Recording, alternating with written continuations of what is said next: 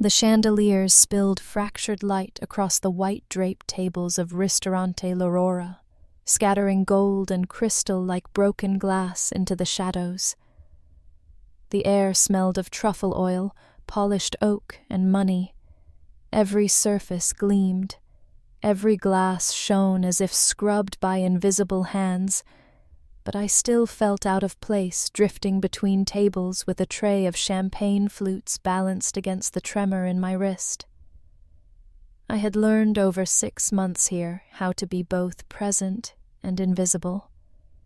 A ghost in a pressed uniform sliding past conversations about mergers, political donations, and gallery acquisitions, all while my paycheck barely covered my cousin's rent, where I slept on a couch that sagged in the middle. My shoes cheap pumps bought second-hand, pinched at the toes, straps biting until the skin reddened. It was a private joke between me and myself, a waitress with a master's in French literature reciting Rimbaud in her head while clearing lobster shells and champagne corks. Table 9. Victor. The floor manager hissed as he swept past me, his cologne arriving before he did. VIP. Do not, I repeat, do not screw this up, Camille. His eyes, sharp and perpetually suspicious, darted toward the corner booth, veiled behind a curtain of white orchids. Even the owner had arrived tonight, hovering in the kitchen like a nervous priest before a sacrament. That alone told me the guest was no ordinary diner. I pulled in a breath, smoothed my apron, tucked my hair back, and carried myself across the dining room, every step rehearsed, every smile measured. Behind the orchids, 3 men occupied the curved banquette. 2 of them were shadows in tailored suits, broad shoulders bulging against the seams, necks too thick for elegance. They didn't touch their menus. They didn't glance around the room. Their eyes swept, assessed, waited. Security. And then there was him. The man at the center drew the air around him the way a storm bends treetops. He was tall, even-seated, his suit cut from Italian wool, so dark it drank the light, the fabric whispering perfection when he moved. His hair was black, brushed back with the faintest disobedience, his jaw carved sharp. No ostentation adorned him, no watch, no gaudy cufflinks, no ring. That in this room was louder than diamonds. Everyone here wore proof of wealth. He wore silence, and somehow it was more powerful. I approached Trey, steadied, chin lowered to the precise angle Victor drilled into us. Not servile, not challenging, but respectful. "Good evening, gentlemen," I said, voice pitched soft and steady. "Welcome to L'Aurora. May I bring you something to drink while you decide?" The 2 shadows ignored me. The man in the center did not. His gaze slid over me slowly, deliberately, as though cataloging every detail, testing the air I carried in my lungs. Then he spoke. It was French. Not the clumsy French of tourists or the clipped, half-learned phrases of businessmen who wanted to impress. It was perfect Parisian unhurried words poured like fine cognac. Apportez-nous votre meilleur Barolo 2010 ou plus ancien, et vos tagliatelles à la truffe noire si la pâte est faite maison. Victor froze across the room, already preparing to intervene with his butchered high school French. I didn't let him. "Certainement, monsieur," I replied, matching his cadence, sliding easily into the language that had shaped my studies, the only thing I still held from the years I thought would lead me somewhere beyond debt and exhaustion. "Nous avons un Barolo Riserva, 2006, de conterno très structuré, aux notes de cerise noire et de cuir. Il conviendra parfaitement avec les tagliatelles aux truffes. Je peux vous l'apporter sans attendre."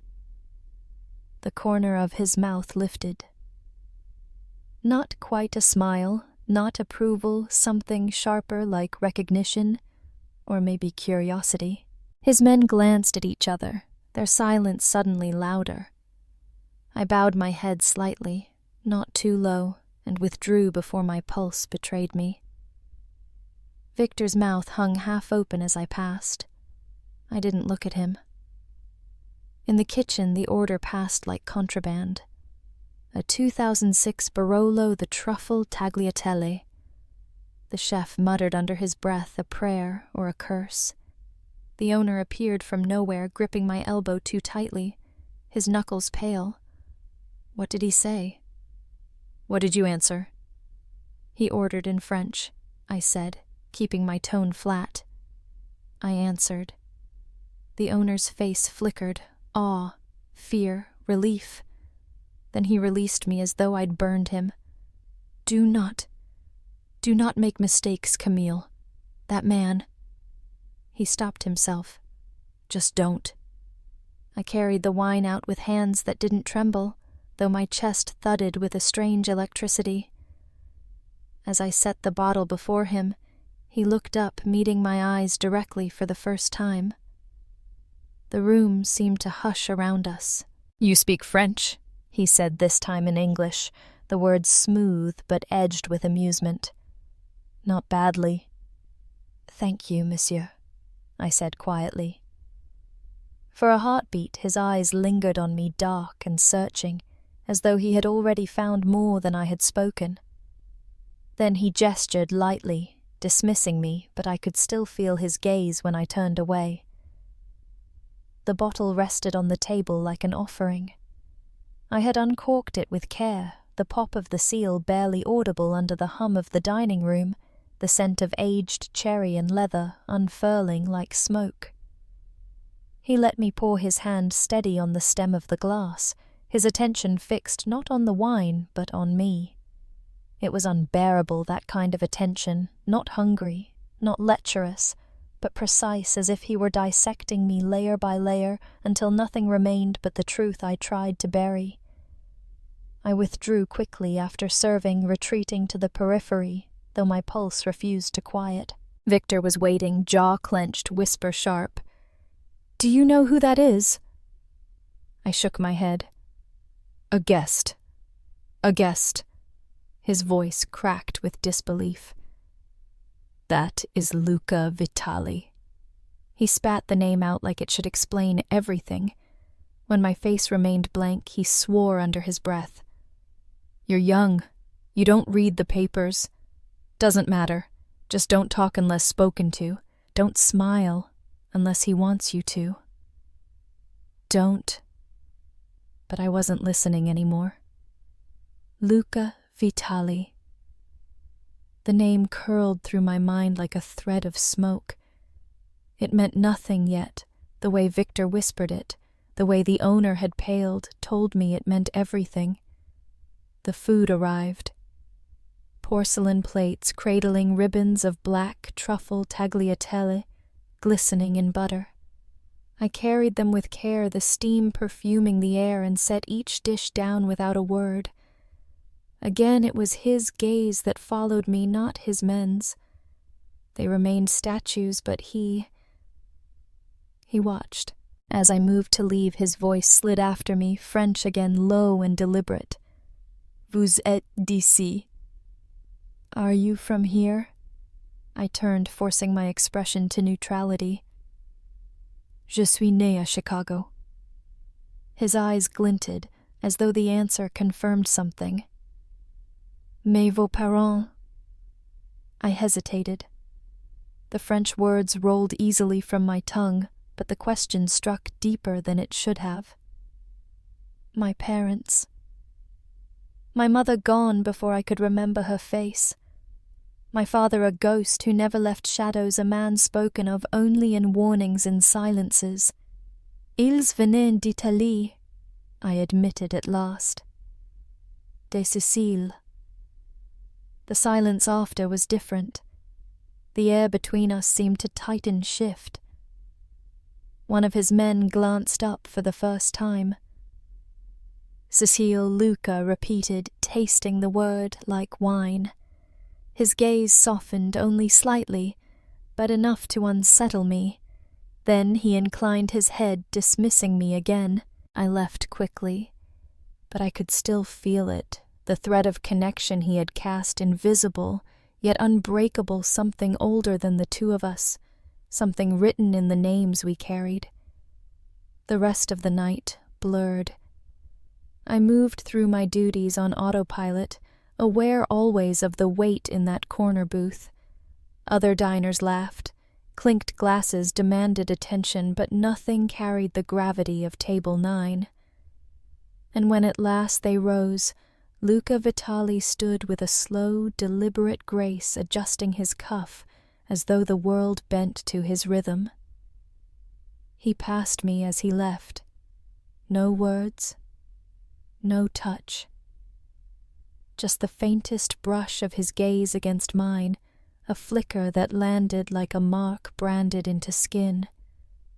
Then he was gone, his men folding around him like shadows into the night. The restaurant exhaled. Conversations rose again, laughter, two loud forks clattering as though the spell had broken. Victor barked orders, the kitchen clanged back to life. But for me, the night remained caught in the silence he had left behind. When we closed, I stepped into the alley behind l'Aurora, the city's autumn chill biting through my thin coat. My breath fogged the air as I tugged my scarf tighter, exhaustion sinking into my bones. The streets glittered with rain-slick neon, the hum of traffic constant, the city endless. I had just started down the block when I noticed them. A black sedan parked across the street, engine idling, windows tinted. Too still, too watchful. My chest tightened. I told myself it was nothing, this was. Chicago cars loitered everywhere, but the hairs on my arms prickled instincts whispering otherwise. Then the rear door opened, and he stepped out. Not Luca. A man I didn't recognize, short, wiry, his suit cheaper, his expression sharp with disdain. He lit a cigarette, exhaled a plume of smoke, and looked straight at me. He called his accent rough Sicilian, curled thick around the syllable. Tu es la cerveuse non I froze. My throat closed around the word that should have been a simple yes. He smiled, but it didn't reach his eyes. You look like someone I used to know. Someone from long ago. His gaze slid down, then up again, deliberate, weighing me. Interesting. The car door opened again. Another man stepped out, taller, broader, his presence heavy. I stumbled backward, pulse racing, every instinct screaming to run. But before I could, another car turned the corner. Black as well, sleek headlights cutting like blades. It slowed, stopping between me and them. The window lowered, and Luca Vitali's face appeared in the dim light. "Get in," he said. His voice carried no question. The street lamp cut the night into shards. I stood caught between two cars, one idling like a predator, the other a silent shield. The wiry man's cigarette flared his grin, all teeth. Behind him, the broad-shouldered one shifted a hand, ghosting toward his jacket. And then Luca's voice rolled out of the second car, low and absolute. "Get in." I obeyed before my brain caught up, crossing the few steps to his sleek machine. The handle was warm against my palm. I slid into leather and shadow the door thudding shut, severing the alley. The driver's eyes flicked to the rear view, then forward. We moved smooth as silk, leaving the men shrinking in the mirror. The air inside smelled of cedar smoke and something sharper him. Luca sat angled toward me, one arm relaxed along the seat, though I knew it was practiced ease. His gaze skimmed me once, confirming I was whole, then returned to the darkened glass. "You draw attention," he said. Not unkind, not gently, either. I didn't ask for it.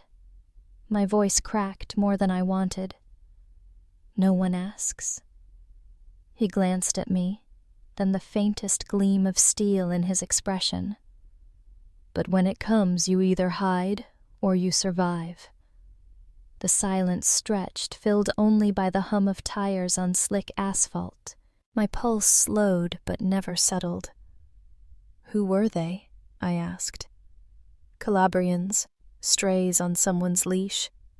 Someone who wanted me, someone who wanted to see what you were worth." I shook my head. "I'm a waitress, not a price tag." His gaze sharpened, pinning me. "You're a name that carries history you don't understand." The words hit harder than they should have. My grandmother's face flickered in memory, her flour-dusted hands, her habit of shutting doors before making certain phone calls. I pushed it away. "You're inventing ghosts," I said. "Ghosts walk louder than the living," he replied. He leaned closer, his voice dipping. "Your family left Sicily for a reason. Do you know it?" "No," I admitted. "They never told me." "They protected you," he said simply. "But protection is never perfect.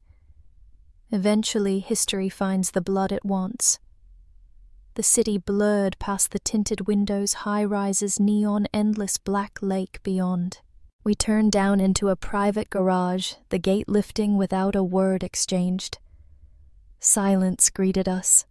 Marble floors, empty air, the hum of money invisible. The car stopped. The driver stepped out, opened my door with military neatness. Luca didn't move until I did. I followed him into an elevator that seemed too quiet, my breath loud in my ears. His penthouse opened like a stage floor-to-ceiling windows, swallowing the skyline's sleek furniture in shades of smoke and steel. No clutter, no warmth, just immaculate power. I felt small inside it, as though I had stepped into a world that existed parallel to mine, a world that saw me as variable as leverage. "Sit." He gestured to a long dining table already set with 2 plates. I obeyed because my legs wanted ground. Food appeared as if conjured cacio e pepe steam curling in the hush. He poured water, not wine, then lowered himself opposite me. "You want answers?" he said. I stared at the pasta appetite gone. "You keep speaking in riddles." "Because truths are weapons," he said. "And I don't hand out knives until I know who's holding them." I clenched my hands. "Then tell me one thing plain." "Why me?" His eyes didn't waver. "Because 3 months ago a man in Palermo phoned me. He said, 'There is a girl in Chicago who carries a surname without knowing it. Make sure she breathes.' That girl is you." The words hollowed me out. My chest felt too tight, my throat locked. "Who Salvatore Belandi?" Luca said the name, falling heavy between us. "Not someone you'll find in books, but enough men remember his shadow to make your life dangerous." I pressed my palms against the cool table. My grandmother's voice returned. "Don't ask. Don't repeat. Don't look back." "So I'm what?" "A pawn." "A target," Luca corrected. "Unless you let me make you something else." "And what's that?" He studied me a moment. "Untouchable." The word curled in the air like incense. I didn't trust. It didn't trust him. Yet some part of me, the part that had frozen in that alley when strange men spoke Sicilian at me, wanted to believe. He slid a small box across the table. Inside lay a pendant sapphire on a thin chain. Wear it, he said. It's a tracker. A microphone. Say the word Azure if you need me. I'm not your pet, I hissed. His expression didn't flicker. No. You're a woman who just learned the street isn't safe. This makes it less unsafe. I hated him in that moment. Hated the neat logic, the unshakable calm, the way he made my fear into his argument. Still, my fingers closed the clasp around my neck. The sapphire rested against my collarbone, cool and impossibly heavy. His gaze softened. Not much. Just enough that I knew he'd won this round. Eat, he said again. It will help you argue later. That night I lay in a guest room softer than anything I'd owned, wrapped in sheets that smelled faintly of sandalwood. I didn't sleep so much as drift, jerking awake at imagined footsteps, at remembered voices. Each time my hand brushed the pendant. Each time I cursed it, cursed him, cursed the truth curling like smoke at the edges of everything I thought I knew. When dawn came, pale light spilling over the lake, I wasn't sure if I was safer or simply captured. The lobby smelled of lemon cleaner and old carpet, like a building trying hard to stay respectable. The security desk sat empty, a chair pushed back as though someone had been asked to step away at precisely the wrong time. The fluorescent lights buzzed faintly overhead. My pulse beat louder. Somewhere down the hall, a stairwell door clicked. Boots scuffed, the kind of sound that made your skin prepare for impact. Alina's voice whispered through the earpiece, low and urgent. 2 coming down the north stairs. Stay put. But I was already in the middle of the lobby, the pendant bouncing against my chest sweater, hiding the vest beneath. My stubborn wrist had dragged me here like an instinct older than common sense. Then I saw her.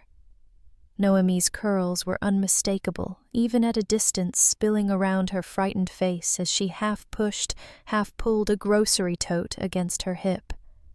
She was arguing with a man in a cheap blazer who blocked her way toward the elevator, his hand too casually resting on her arm. I stepped forward before I could think. Noemi. Her head snapped up. Recognition flared confusion, then relief, and immediately fear again as the man's grip tightened. You must be Camille, he said in English, thickened with Sicilian vowels. His smile was sharp, a predator who had finally seen the rabbit emerge. Before I could reply, the lobby doors banged open. Luca and Marco swept in like a storm that had been waiting just outside. The man released Noemi so quickly she nearly stumbled. The air fractured into chaos. 2 more men burst from the stairwell, guns flashing in their hands. Alina's team appeared behind them almost simultaneously, silent and swift. Shouts cracked in 2 languages, orders, curses. Down. Luca's voice carried over everything directed at me. I hit the floor, arms covering my head, the pendant cold against my throat. The sound of struggle surged above me, fists meeting flesh. Furniture shoved aside the muffled thud of bodies colliding. A shot cracked, deafening, ricocheting against marble walls.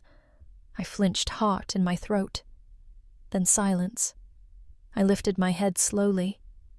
One of the men lay on the floor, groaning, a crimson stain spreading across his thigh. Another was pinned against the wall by Marco, arm twisted at an angle no arm should bend. The one with the cheap blazer was on his knees, hands behind his head, Alina standing over him with calm precision. And Luca. Luca stood in the middle of the lobby, breathing steady, his sweater dusted with plaster from a shattered corner of wall, his gaze sharp and unbroken. Noemi clung to the tote like it was a shield. Her wide eyes found mine. What is happening, Camille? Who are these people? I didn't know how to answer. The truth was too heavy to carry into one sentence. You're safe, Luca said, stepping closer, his tone commanding belief. That's all you need to know right now. But Noemi looked only at me, not at him. She trusted my face, not his. Camille. I swallowed hard. We have to go. Please. I'll explain later.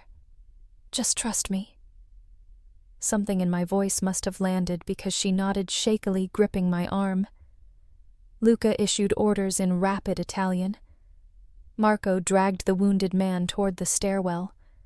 Alina cuffed the others with plastic ties and called in a team to collect them. It was efficient, almost rehearsed, like watching an orchestra strike up each note, violent but controlled. He turned to me then, voice low. This is the part where you learn why I told you to stay put. I wanted to argue to say if I hadn't come inside, Noemi might not have believed any of it. But his eyes told me he wasn't in the mood for philosophy. We're leaving, he said. The drive from Wicker Park back to the penthouse passed in tense silence. Noemi sat pressed against me in the back seat, trembling, her grocery bag clutched tight as though it contained answers. Only when the skyline returned, glittering against the lake, did she whisper, Camille, what are you involved in? I opened my mouth and closed it again. Because what could I say? That our grandmother had left us a legacy written in shadows, that men who thought blood was currency had decided I was suddenly worth something. Luca unhelpfully answered for me. She's involved because of who she is, because of her name. Noemi stared at him, then at me. What name? I touched the pendant at my throat, wishing it could shield me from the question. Not the one you know, the one we were never told. Back at the penthouse, Teresa ushered Noemi into a guest room, murmuring comfort, setting tea on the table.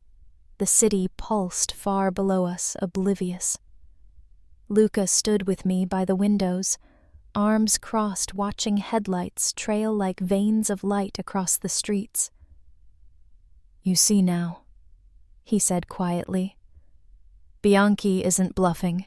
He wants leverage, and he thinks you'll fold if he squeezes your family. I turned on him. Then we end it. We stop hiding, and we end it. He arched a brow. And how do you suggest we do that? Guns in the street. You with your stubborn wrist against men who've been bleeding for power since before you were born. The frustration bubbled up hot. Then what's the plan? Keep me in this glass cage while everyone I love gets threatened. He studied me for a long moment, then shook his head, almost with reluctant admiration. You're exactly like her. Like who, your grandmother, he said simply. Gianna didn't bow. Not to men like Bianchi, not even when it cost her everything. The name struck me harder than any of his arguments. I felt the ground tilt beneath me, the weight of history dragging me down and lifting me up all at once. She fought them, I whispered. She did, Luca confirmed. And she died before she let them take her. You carry her spine. That's why he wants you. The words settled into me like stones into water, sinking deep, rippling everything. And for the first time, I felt the edge of resolve cut sharper than fear. The morning after felt sharper, the kind of dawn that seemed to slice the lake into silver shards. I hadn't slept, not really. Every time my eyes closed, I saw the man's hand gripping Noemi's arm, the way Luca's voice had thundered through chaos, the crack of the gun echoing off marble walls. Sleep could not blunt that. I found myself at the penthouse's wide glass window, coffee cooling untouched in my hands, watching the city breathe. Down there, people hurried to trains, checked their phones, cursed at traffic lights. Up here, it felt like another world entirely. A glass box where the air was too thin, where every move outside pressed closer against us. Noemi padded into the room, pale from exhaustion, still in the clothes she'd been wearing yesterday. She clutched her mug like it was an anchor. "Camille," she whispered, "tell me the truth." I turned. "About what? About who we are?" "Because that man, Luca, he spoke like you belonged to something I never heard of. Like we aren't just us." Her voice cracked, and suddenly she wasn't my cousin anymore, but the girl I used to braid hair with in summers, the one who stayed up whispering with me about dreams of Paris and Rome. I set my cup aside, reaching for her hand. "We are us, Noemi. But there's more. Something we weren't told. Something our grandmother carried." "Nonna." Her eyes widened. What could she possibly? Before I could answer, the air in the room shifted, not physically, but in the way silence does when danger walks through a door. Luca entered. He looked immaculate again, as if last night's chaos had been pressed out of him like wrinkles from a suit. He held a phone, the screen black, his grip tight. Bianchi called. The name dropped like stone into the air. "What does he want?" I asked. Luca's jaw tightened. "He wants you. Tonight." Noemi gasped. I felt her hand squeeze mine. "No," she whispered. I swallowed hard. "Why?" "He says it's for a parley," Luca said, voice edged with disdain. "An old word for an old ritual. He claims he wants to talk, but men like him don't talk without teeth hidden somewhere close." Noemi shook her head. "You're not taking her?" Luca ignored her gaze fixed on me. "This is your choice, Camille. You can stay here, let me fight this for you. Or you can face him with me beside you and prove you are not prey." The room seemed to close in around us, the city beyond glass, a blurred painting. Noemi's voice trembled. "Camille, don't. Please." But something inside me had already begun to harden. A quiet knowledge that hiding would not keep anyone safe, that Bianchi would not stop until he saw me with his own eyes. When I asked, Luca's mouth curved, not quite a smile. "Midnight. At an old warehouse on the river. Neutral ground, he says. We'll see." The hours crawled by. Teresa moved like a sentinel around the apartment, her eyes sharp, her gestures precise. Alina checked and rechecked her equipment, her team murmuring in corners. Marco paced like a caged lion. And me. I sat at the desk with a folder Luca had given me. Inside were photographs, yellowed clippings, documents typed on machines that no longer existed, faces I didn't know but somehow recognized, hard eyes, stern mouths, men and women who had lived and bled under the same shadow.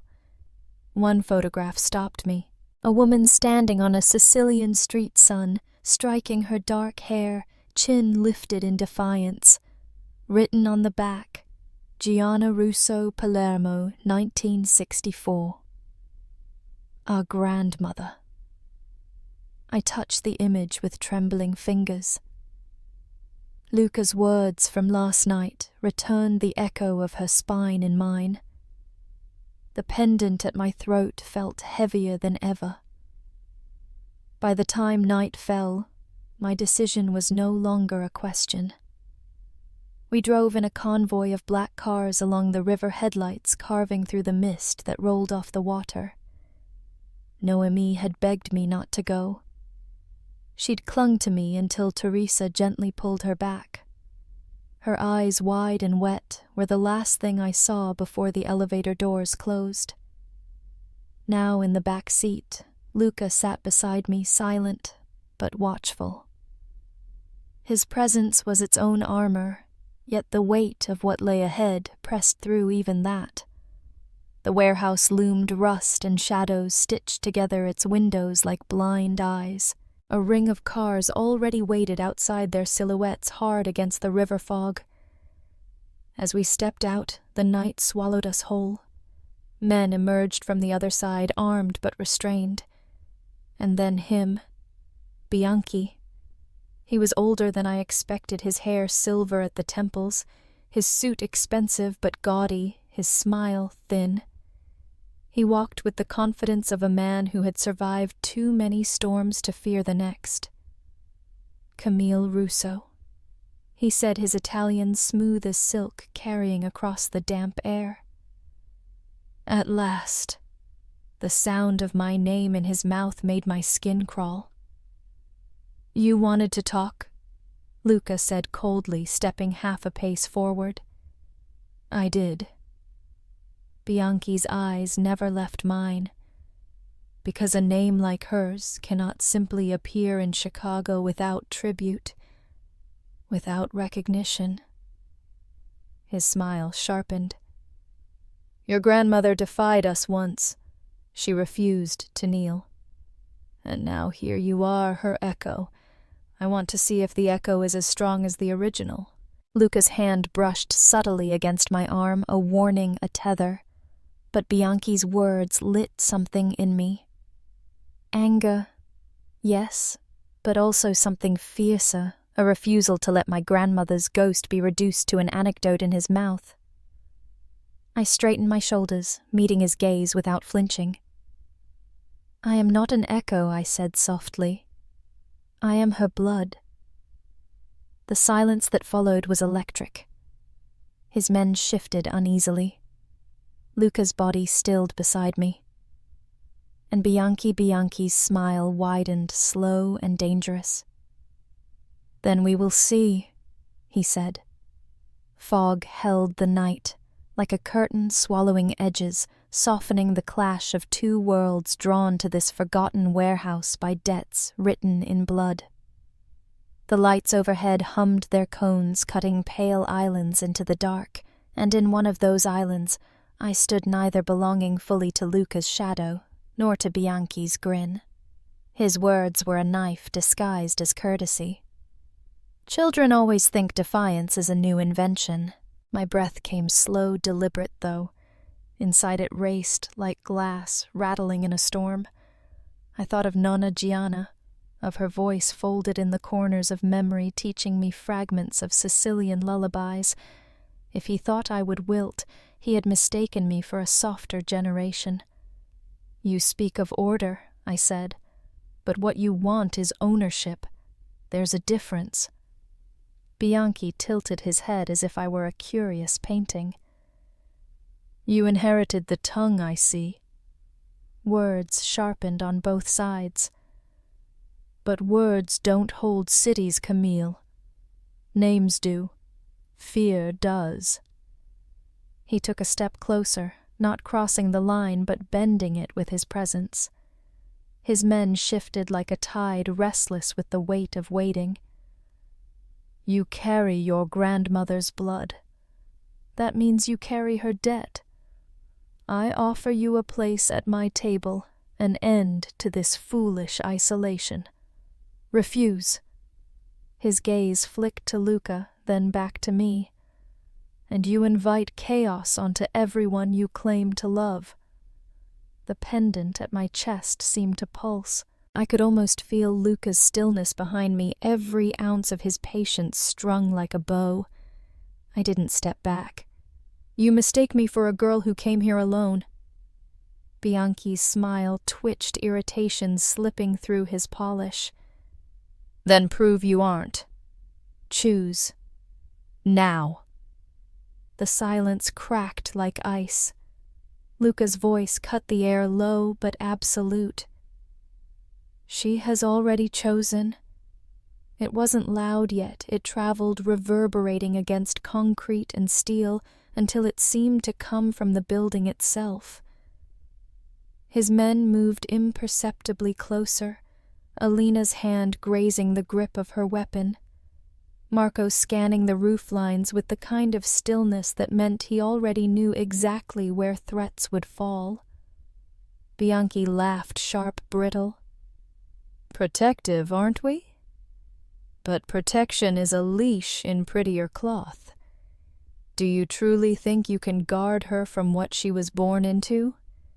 "She wasn't born into your hand," Luca replied, "and she never will be." The two men stared across the void between them, and for a heartbeat I understood this wasn't about me alone. It was about territory legacy, centuries-old fractures carried across oceans. I was simply the ember thrown onto oil. I lifted my chin. "If you believe blood binds me, then here this mine is not yours to command. You can threaten, you can circle, but you will not write my story." Bianchi's gaze hardened. "Then your story will end like hers did." His signal was a flick of 2 fingers. The motion barely visible, but everything shifted. Men surged. Guns raised. Chaos snapped open. Shouts in Sicilian steel flashing in floodlight boots pounding against asphalt. I staggered back instinctively, Luca pulling me in behind him, even as his men moved like a machine wound too tight. Alina barked orders, the sharp crack of a shot splitting the night. Sparks rained as a bullet ricocheted off metal. I dropped low, heart hammering against my ribs. The pendant throbbed cold against my skin, reminding me of every warning he'd given: stay behind, stay still. But I couldn't.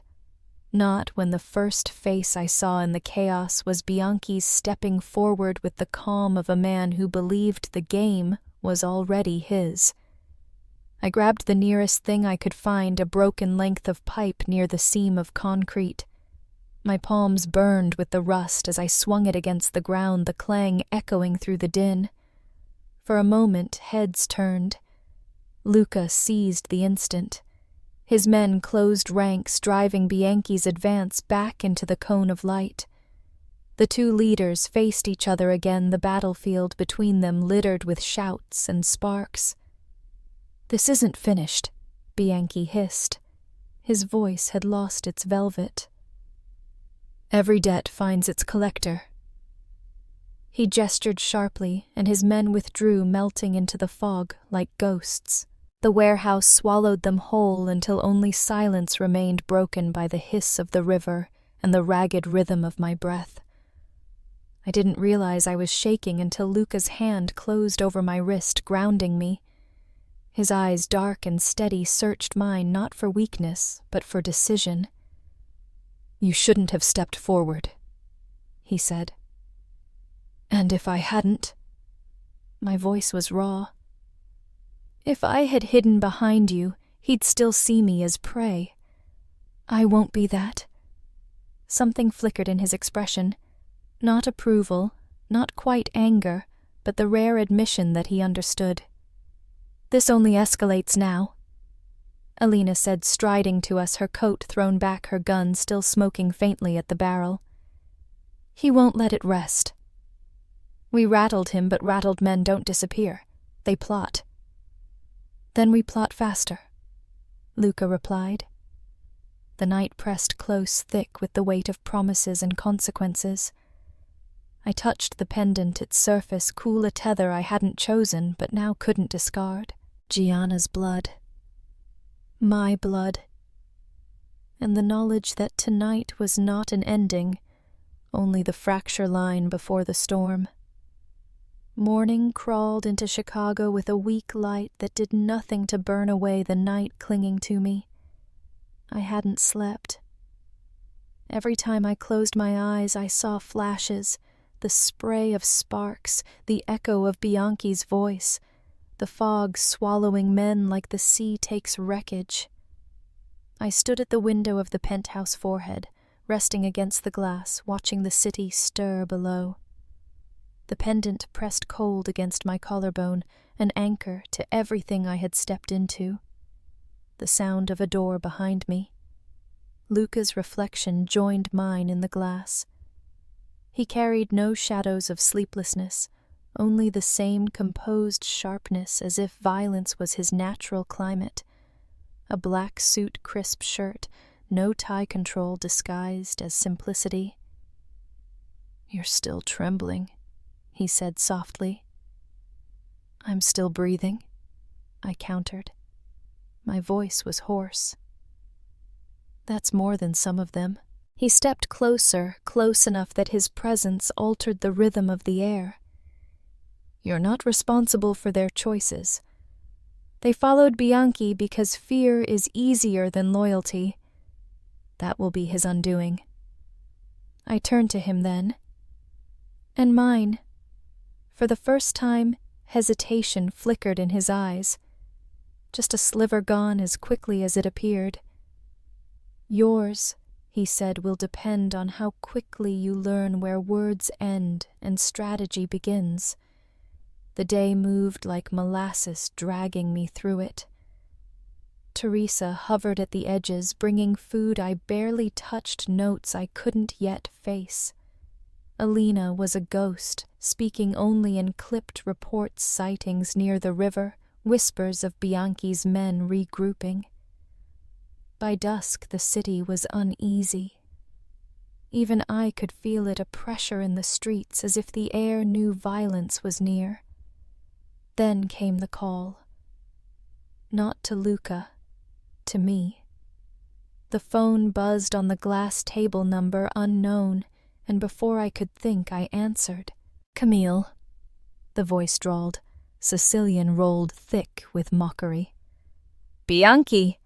Did you enjoy your lesson last night? I hope so, because next time I won't be so forgiving." My grip on the phone whitened. "If you wanted forgiveness, you should have asked my grandmother while she still breathed." A pause. A chuckle low and venomous. "She taught you well. But bravery from a mouth is worth nothing without flesh to pay for it. Tell me, is your cousin safe, Noemi?" "Yes." "The girl who thinks she belongs to books instead of blood." Ice filled my veins. "Leave her out of this." "Out." His laugh was cruel. "She's already in. I have eyes everywhere, Picarida. One word and she will vanish like smoke." The line went dead. The room spun. My breath came shallow. Luca was there instantly, prying the phone from my grip, scanning the number, jaw tightening. "He knows her name," I whispered. "He always knew," Luca said. "He's pressing you. He wants you desperate." Then he succeeded. "No." Luca's tone was iron. "He's exposed his weakness. He thinks family is leverage. He doesn't understand it's what makes you dangerous." Alina entered, tension coiled in every step. "We move tonight. His men are gathering on the south side. If he touches the cousin, he knows he starts a war he can't contain." "He doesn't care," I said. "That's why we act." "First," Luca replied. We drove at midnight, 3 cars deep, shadows weaving through the city's skeleton. Noemi's apartment wasn't far, but every stoplight felt like a lifetime. My hands wouldn't still in my lap. Luca noticed, and without a word, he placed his hand over mine. Solid. Warm. A vow without speaking it. When we reached her block, my breath stopped. 2 unfamiliar sedans sat idling by the curb. Men leaned against them, coats too heavy for the mild night posture, too stiff. Watching. Waiting. Alina swore under her breath. He's already here. Not inside yet, Marco said from the passenger seat. If they were, we'd know. We still have a chance. The plan unfolded fast. Luca's team fanning out shadows against shadows. I should have stayed in the car. I knew it, but when I saw the faint glow of Noemi's lamp through her window, I couldn't. She has no idea, I whispered. She's just reading or grading papers, or Luca caught my arm. Camille. Listen to me. If you run in, you'll give him what he wants. You alive but frightened, don't. But fear and love are twin flames. I opened the door. The night air swallowed me whole. The lobby smelled of bleach and dust. My shoes echoed too loud as I sprinted across the marble. Behind me I heard Luca curse, then the rush of his men flooding after me. I reached the elevator, pressed the button. My pulse thundered as if it might burst. Then footsteps, heavy, deliberate, from the stairwell. I froze. A man emerged. Tall scar cut across his cheek, a pistol hanging easy in his hand. He smiled when he saw me like a predator catching scent. Bonsoir, signorina. The elevator chimed open. Luca's voice behind me, sharp, commanding Camille down. The man raised the gun. And the night split open. The gunshot cracked the air like lightning.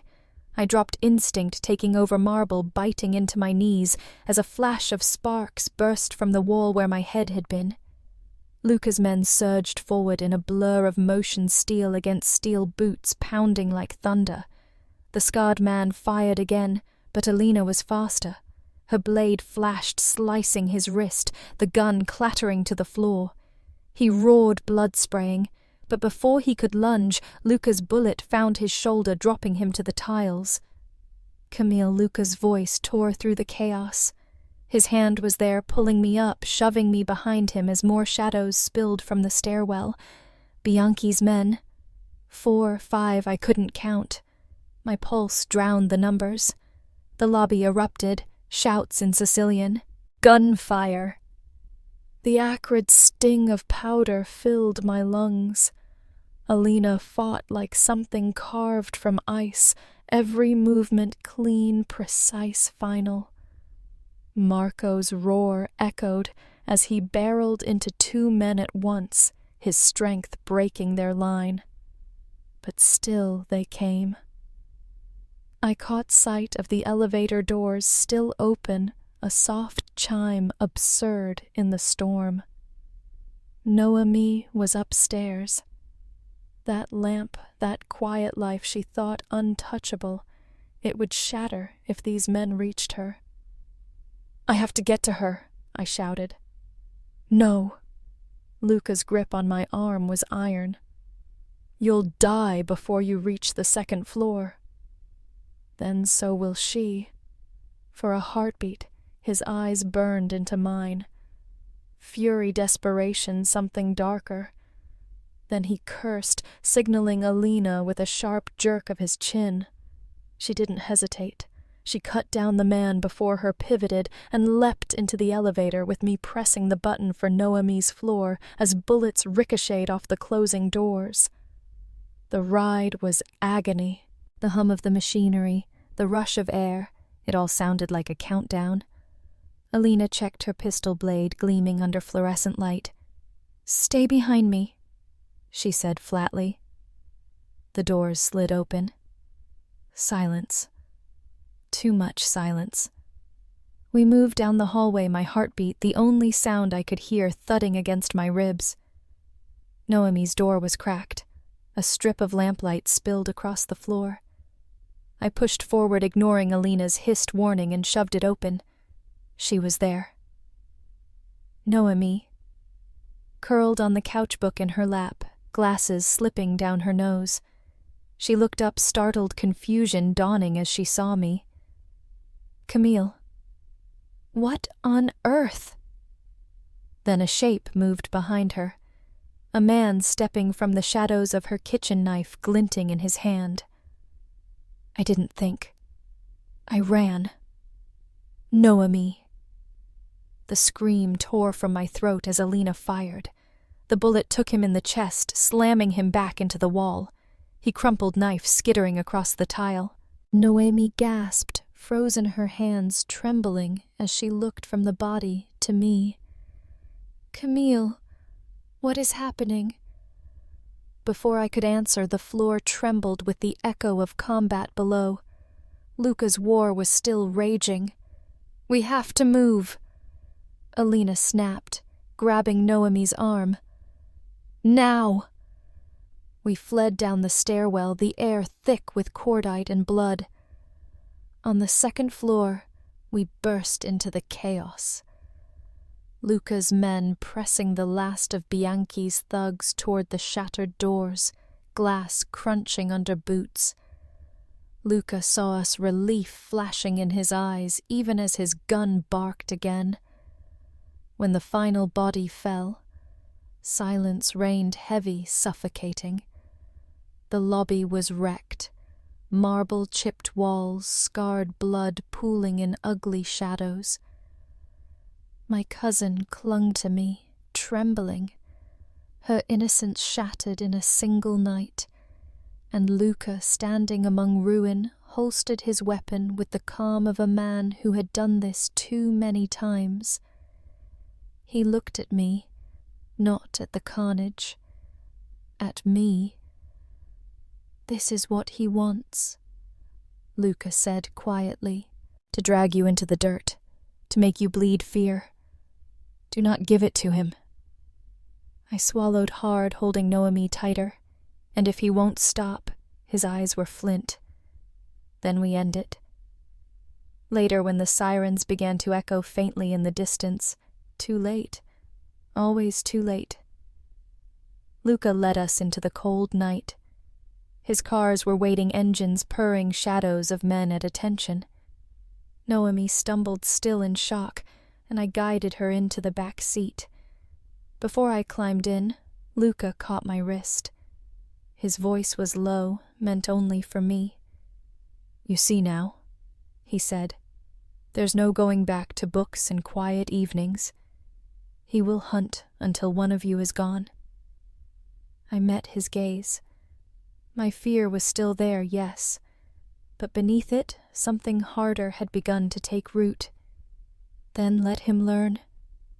I whispered that I don't run. For the first time, the edge of a smile touched his mouth. Not warmth, not comfort, but respect. The door closed between us, sealing the night away, and in the silence of the car, with Noemi's hand clutching mine, I realized the legacy I'd tried to ignore was no longer waiting in shadows.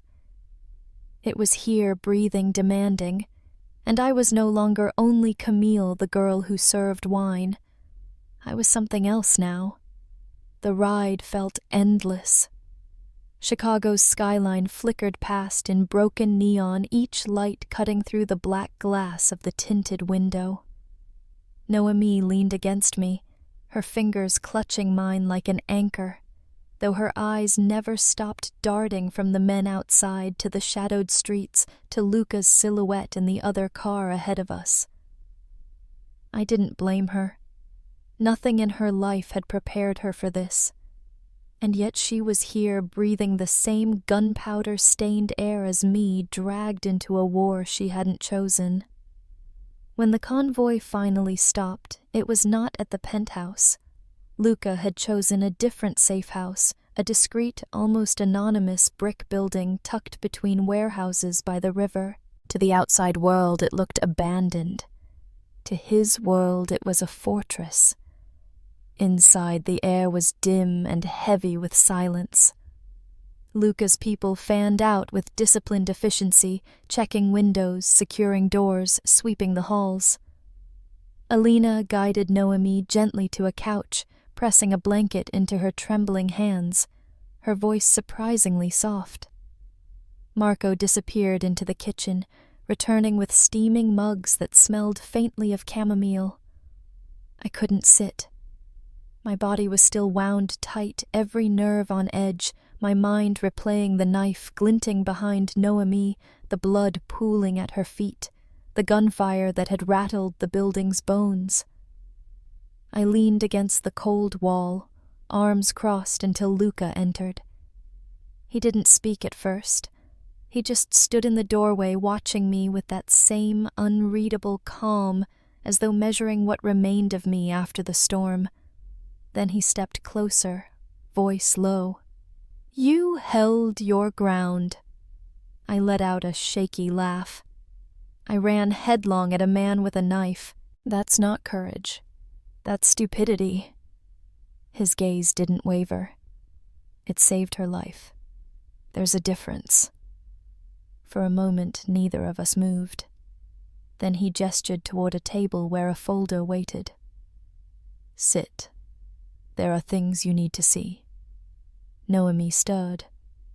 "I don't want her dragged into this," Luca cut her off with a glance sharp enough to slice steel. "She is already in it. Both of you are.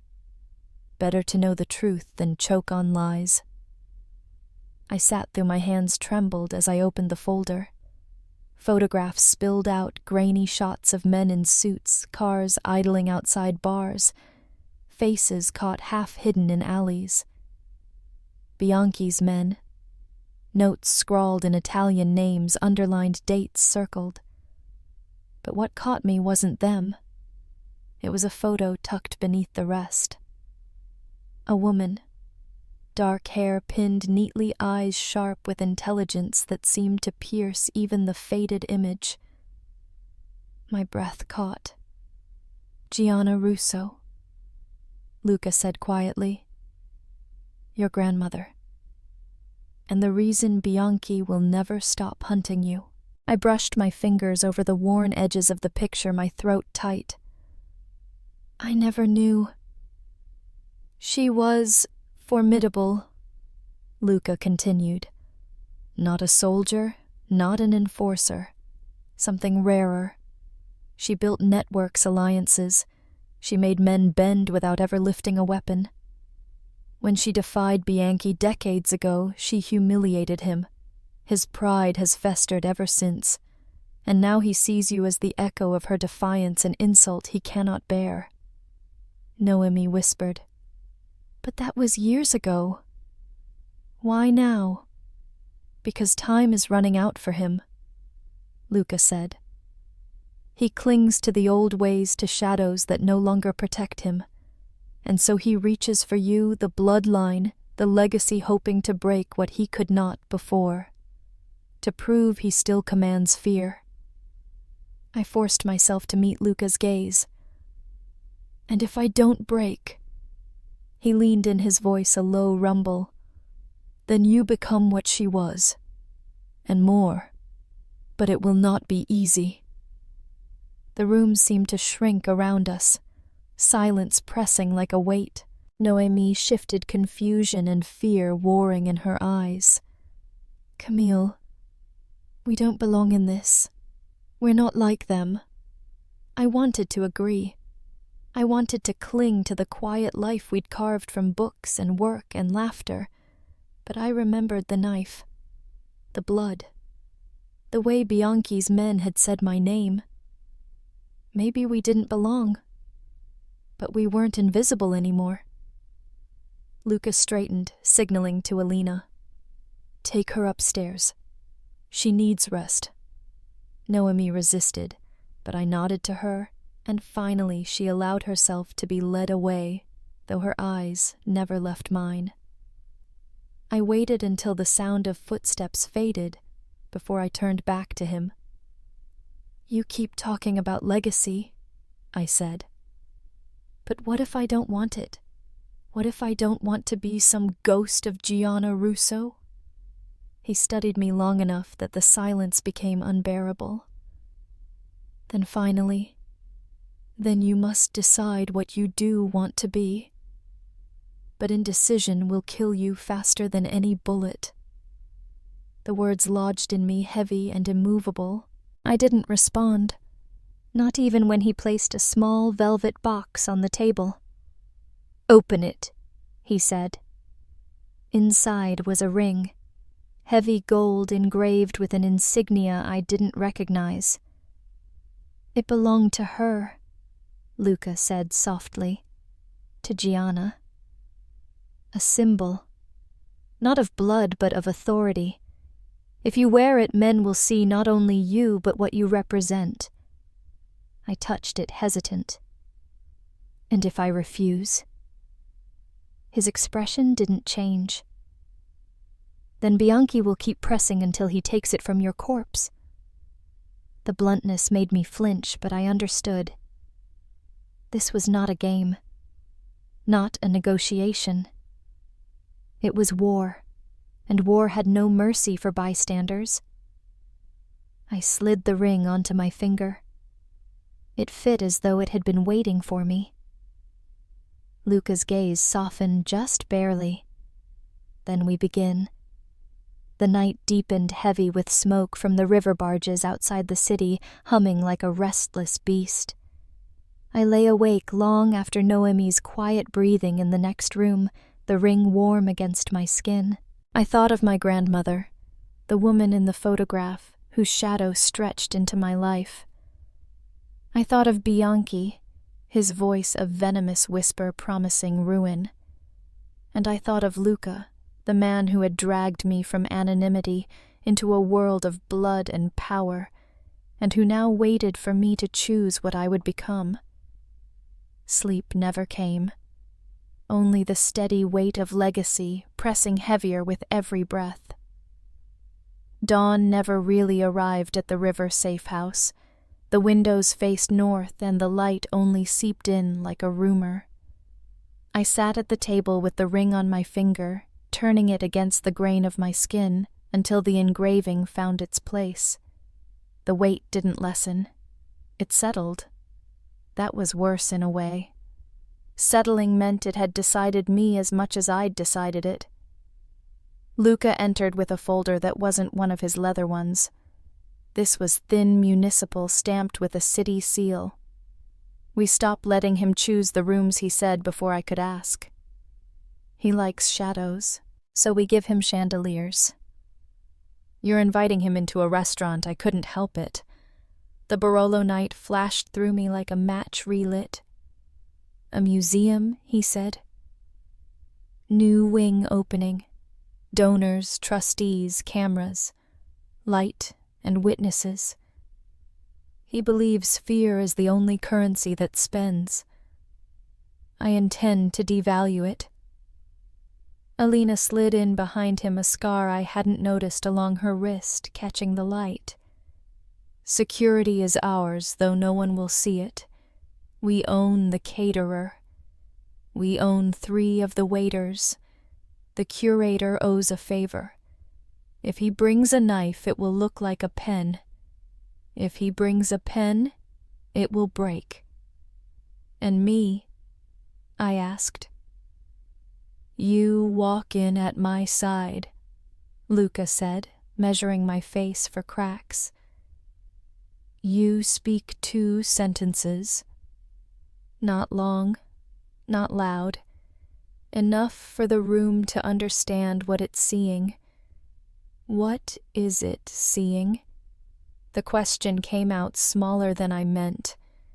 The answer was a thing I hadn't yet made peace with. A woman wearing her grandmother's ring, he said. A name in daylight. Not a hostage. Not a rumor. Not a bargaining chip. Noemi appeared in the doorway, hair scraped into a rough knot sweater. Sleeves swallowing her hands. There were new shadows under her eyes that had nothing to do with sleep. I'm coming with you, she said.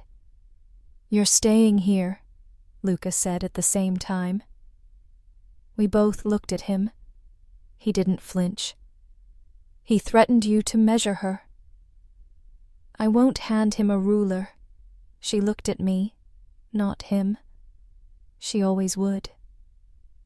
Camille, I need you safe, I said. The word at the door is still limonata. If Teresa says it, you open. If she doesn't, you hide and you scream azur through the vents. Noémie's mouth twitched toward a smile and failed.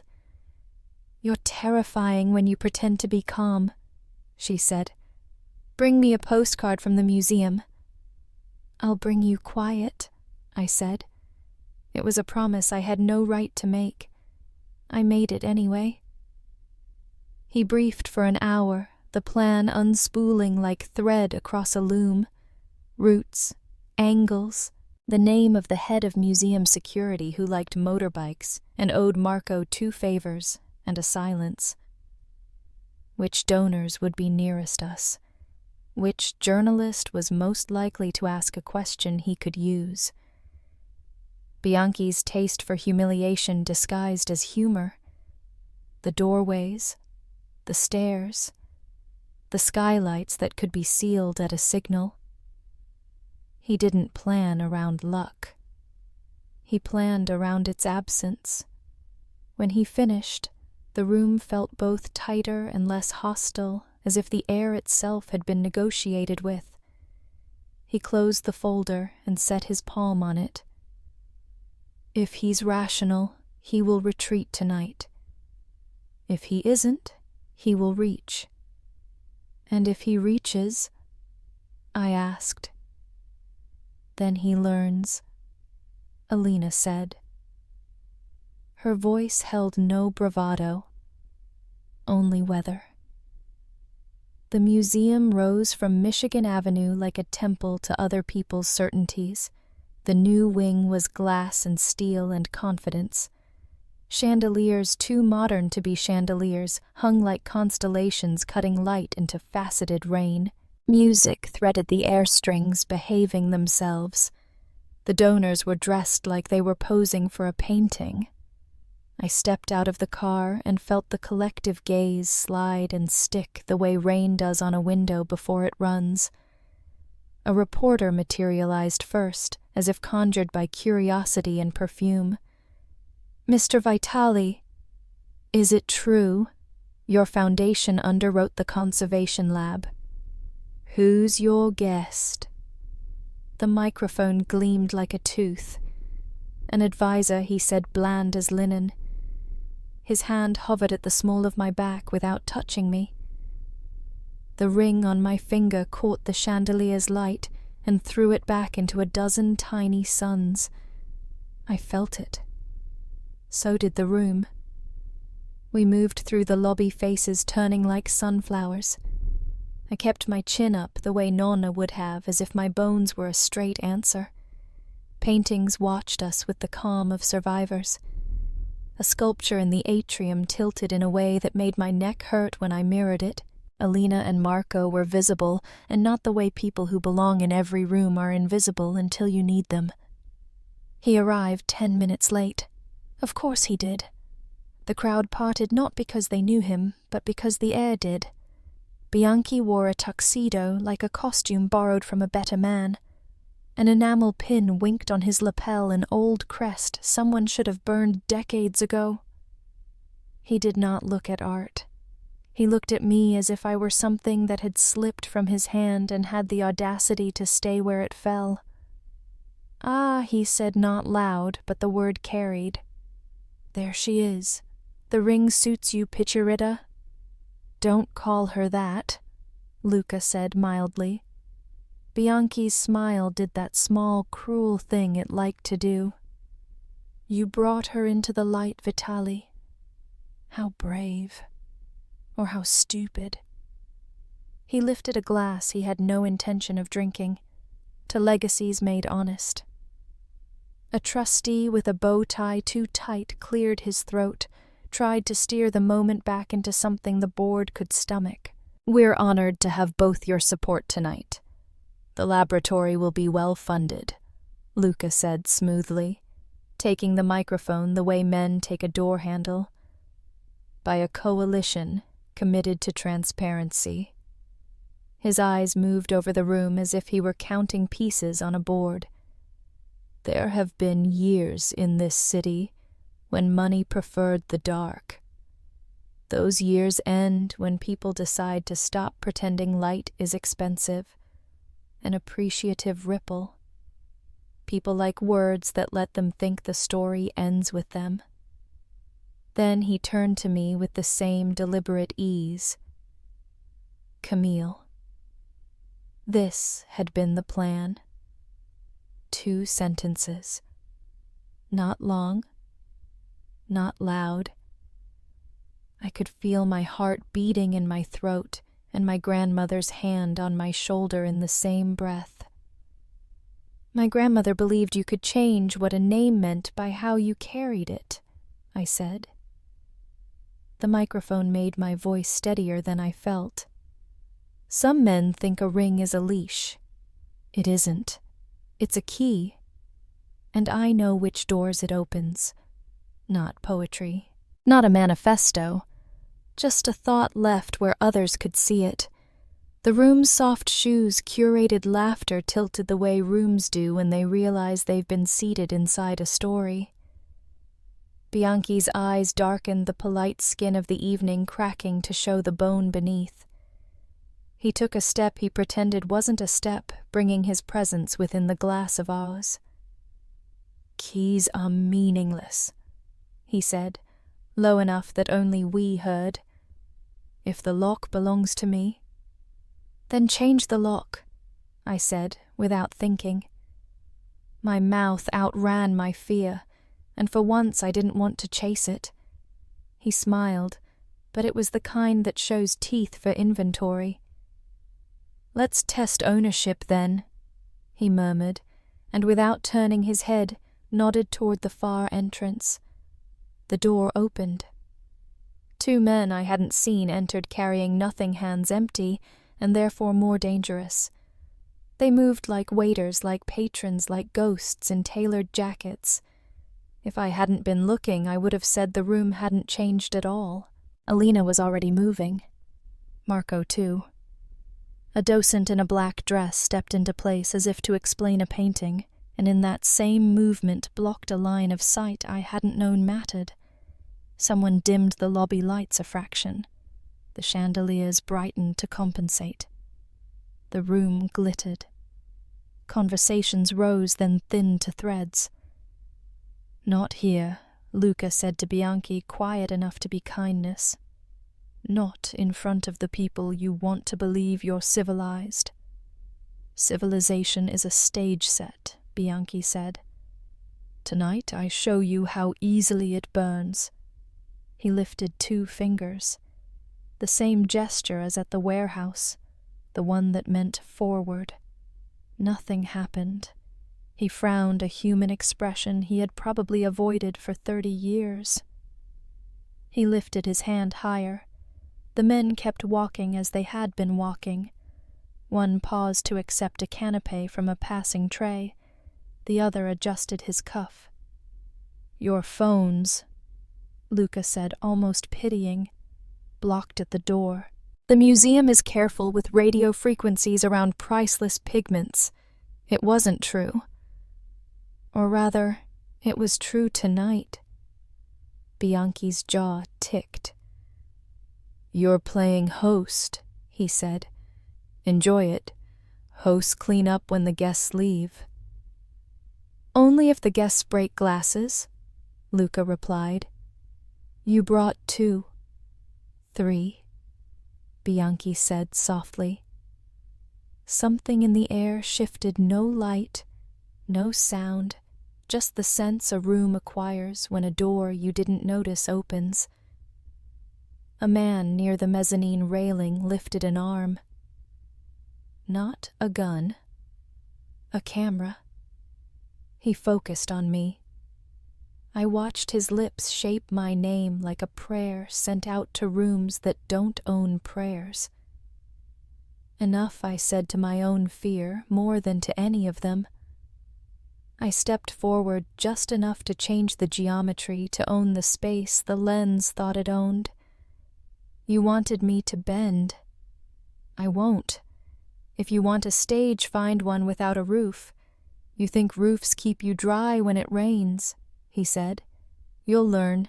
Teach me, I said, and heard the steel in my voice as if it belonged to someone who had practiced it. He blinked, then laughed, the sound wrong in this room full of candor and rented flowers. "Oh, Picharida, I will." And then the fire alarm went off. Not the shriek that empties buildings. A soft chime that politely asked donors to finish their drinks and consider the exits. People looked up, looked down at their programs, looked at each other. The museum director hurried to a podium, hands fluttering like birds. A brief systems test. "Apologies. Please remain calm." She glanced at Luca in a way that told me this had been folded into his plan hours ago. Calm meant movement without panic. Movement without panic meant streams of people flowing under chandeliers, while security, ours guided some through doors that locked behind them, and others past displays that hid cameras we didn't own last week and owned now. Bianchi stood in the middle of a river and tried to decide if it was wet. "Walk away," Luca said. "Prefer the old way. Meet me tomorrow noon, a place with bad coffee and too much daylight. You will bring one man and a pen. We will finish this like fathers. Or you can keep sending boys with knives. Your math will be the same either way." Bianchi's eyes slid to me, and in that look was something older than the city injury and pride and the certainty that the past owes the present interest. "You think daylight loves you," he said. "No," I said. "I think it shows the dust. Look down." He did. For the first time he saw the faint chalk ring at his feet, so thin it could have been a scuff, so true it could have been a covenant. It matched one around mine, a space claimed, a space not to cross unless invited. Old ritual, new floor. He stepped back without meaning to. His men noticed. That was all I wanted them to do. He smoothed his lapel. The enamel pin caught a chandelier star and made it ugly. "Tomorrow," he said. The word was a blade he slid into his pocket. Noon. He left with a control that would have looked like dignity to anyone who hadn't seen him fail to move a room. The camera near the mezzanine tracked him and then turned toward me. I didn't turn away. The alarm quieted. The music returned thinner now, like the strings had learned something they hadn't wanted to. People smoothed dresses and jokes and hair. The donors applauded the director for the calm evacuation that never happened. Civilization reseated itself. Alina came to my shoulder and let out a breath I didn't know she'd been holding. "You didn't flinch," she said. "I wanted to." "Wanting isn't the same as doing," she said. "Remember that." Luca guided me to a quieter gallery where landscapes pretended the world was made of light and horizon. He didn't touch me. He didn't need to. "Tomorrow," he said. "Bad coffee and too much daylight," I repeated, as if saying it made it real. He looked at my hand. The ring looked back at him. "You asked me once what I think tradition is," he said. "It's a roof you fix even when it isn't raining. And tonight we put out buckets," he said, almost a smile. I thought of Noemi in the safe house tracing the edge of a blanket with her finger until the seam softened. I thought of Gianna in a photograph, sun in her hair, chin refusing to lower. I thought of Bianchi's tiny step back. It was smaller than a bullet and more permanent. Outside, snow hadn't started yet. It would another month. The city breathed its heavy breath. We walked back into the lobby together, and the room did what rooms do when it's decided it knows the ending it relaxed too soon. I felt it right before Alina did. A thread in the music went wrong. Not a note, a timing. The waiter in front of us carried nothing which is not what waiters carry. His smile was exact. His eyes were wrong. Camille Luca said so quietly the chandelier might have missed it. The man's hand went to his lapel. My fingers found the pendant. Azure, I said, and the roof learned the cost of being a roof. The nearest skylight went opaque, as if someone had painted it with frost. The side doors clicked and stayed clicked. A dozen hands where no one thought hands mattered closed around two men who had come empty and were suddenly full of regret. The waiter looked at his lapel again, like he could make time a different shape. He couldn't. Tomorrow Luca said to him, as if he were Bianchi, as if he weren't a boy who had wanted to be a man, "Tell him she didn't blink." We left to the sound of strings returning to their line. The museum's facade sent our reflections back at us, thin and tall, and more certain than we had a right to be. In the car, I exhaled a breath I hadn't realized I'd held since the warehouse. Luca watched the city rather than me. That was how I knew he was thinking about more than security. He was thinking about math. "He'll come," I said. "He can't help himself," Luca said. "Men who think the past is their instrument always try to play one last song." "And us?" I asked. "We decide if we dance or conduct," he said. Then he looked at me as if he were seeing the shadow of the woman in the photograph overlay my face, and then slide away, leaving only me. "Tomorrow you don't speak," he added. "You listen. He will tell us how to end him." I touched the ring once, and the pendant once, and through the glass the city looked like a map I might one day read without needing him to point to landmarks. The car moved silent as a vow, and somewhere far downriver a barge wailed the way old things do when forced to pass through a new shape of night.